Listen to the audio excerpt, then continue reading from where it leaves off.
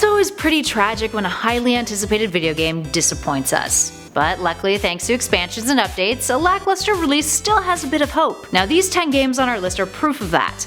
They're all games that despite their initial failings managed to rise up into a game that people these days can genuinely enjoy, if you decide to give them another go, that is. So with that in mind, let's jump into our list of the top 10 video games that redeemed themselves.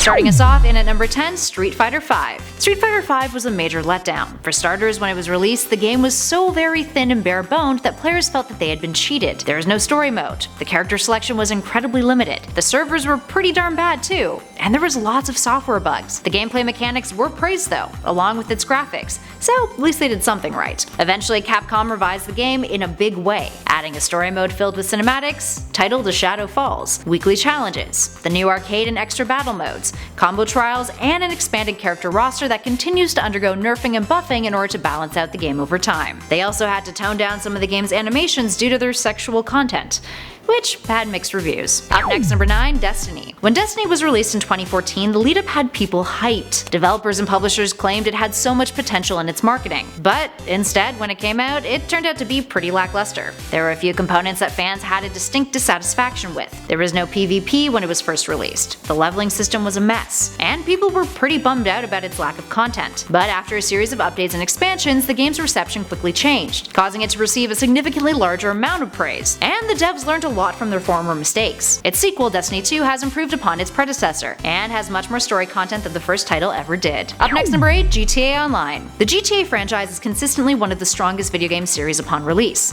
GTA 5 in particular got one of the best receptions in the history of video games, with the game making a ridiculous amount of money within the first 24 hours of its release. But one part of the GTA empire struggled a wee bit when it first came out: GTA Online. When GTA Online first hit the scene, it was a bit of a work in progress. It debuted as a content update, and its servers were pretty wonky and unstable, suffering from widespread technical issues that would even prevent you from playing missions, or cause some players to lose their character data, and it had an overall serious lack of direction. But after several free updates that expanded on the content, the modes, and fixed technical issues, it became a mega success, still managing to be one of the biggest online games with a large, thriving community still consistently played to this day. And at number 7, Tom Clancy's Rainbow Six Siege. Rainbow Six Siege may have a whole lot of respect in the first-person shooter fanbase these days, but back when it first came out, it had a pretty rough start. Despite having really solid and well-developed gameplay mechanics, everything else within the game was quite lacking, specifically the modes and maps. Ubisoft didn't give up on the game though, and to this day continues to release major launches for the game, making it a massive success. Up next at 6, Diablo 3. Diablo 3 had 3 major problems when it was first released. The first, which was fixed in its early days,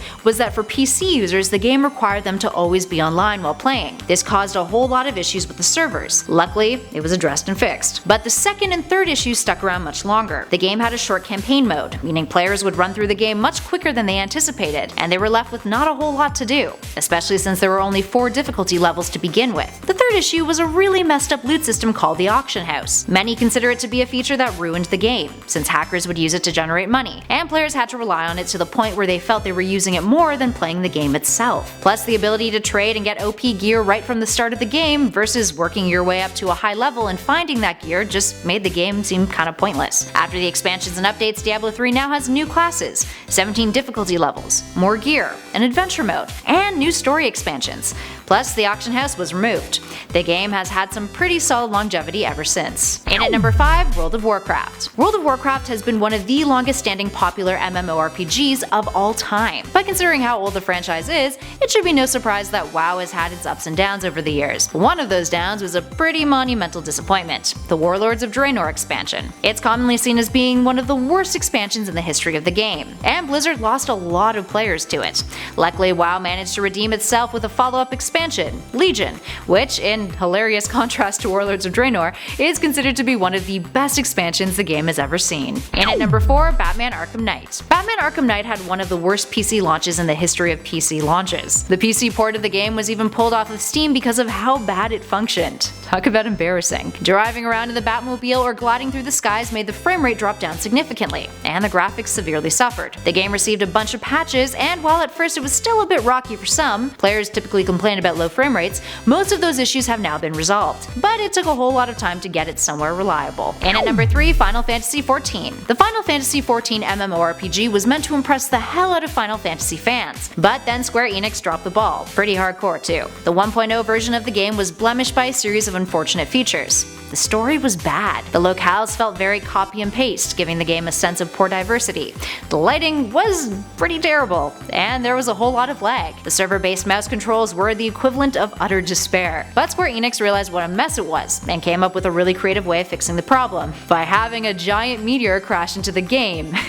And then releasing a 2.0 version called Final Fantasy: A Realm Reborn. 2.0 had a new director, a brand new story, and new and improved mechanics. It looked better, felt better, and was much more fun and fitting of what expectations players had initially for the title. And our number 2 spot, No Man's Sky. Upon its release, No Man's Sky wasn't what people thought its marketing made itself to be. Players had issues with how limited the game felt, contrary to the promise that it was a massive map with many unique things to explore. The procedural generation felt repetitive, with players easily exhausting its finite assets, making the variations feel weak and too similar. The game's marketing had promised so much more. So how did they fix that? Well, developer Hello Games was committed to making the game more representative of the game they wanted to release in 2016, with much more story, a third-person view, consistent support, and a new multiplayer mode. Its fourth and latest major update, No Man's Sky Next, let people create and customize their avatars, work with others to explore planets and star systems, build their own bases anywhere they wanted to on a planet, and even fight against one another. You can build bases underwater too, which is really cool. You can assemble fleets of starships to send out on missions. The way the game is procedurally generated is significantly more complex, giving players a much more detailed look at the life forms and resources that you can encounter on a planet. More frequent updates are in the works, weekly content and special events that are community driven, and no microtransactions. Thank God. Speaking of, in our number 1 spot, Star Wars Battlefront 2. Star Wars Battlefront 2 was riddled with controversy. For starters, it had high expectations to fill.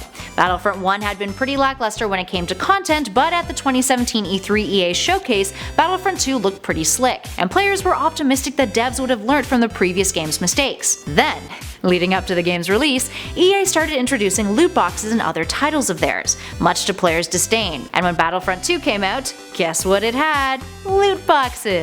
It soon became apparent that a player could gain a distinct advantage during multiplayer by buying loot boxes, putting those who couldn't afford it or just didn't want to spend the money on it at a severe disadvantage. Microtransactions were king, and that didn't go over well. Then began the back and forth of EA making half-assed revisions. The epic loot was removed from the crates, but there were still problems. The most iconic characters in the game were the most expensive to unlock with credits, and since credits were available in loot boxes, rather than grinding to get your credits, you could just spend a bunch of money on crates and get these characters faster. EA started addressing the issue on Reddit, with one comment of theirs being the most downvoted comment in Reddit history. They just didn't get it. Things only went downhill from there. The Belgian gambling regulator got involved, trying to determine whether loot boxes constituted as unlicensed gambling, especially since they were geared towards younger demographics. By the end of November 2017, EA had lost $3 billion in stock value since the launch of the game. Since, the game has shut down microtransactions, with only cosmetic items available for purchase with real money. New content has been added, like the Clone Wars season, new maps, new playable heroes, and new modes. So at least they're trying. But damn, did it take a while for them to get there. Alright, there we have it, friends. How many of these games have you played? Do you think the expansions and revisions actually made them better? Or were you still let down? Give us a shout in those comments below and let us know all of your thoughts and feels. If you dug this video, spread that love. Hit that like button. And if you'd like to see more from our channel, subscribe and take a look at the playlist we currently have flashing on your screen for more gaming goodness. In the meantime, thanks for watching. I'll catch you all in the next video.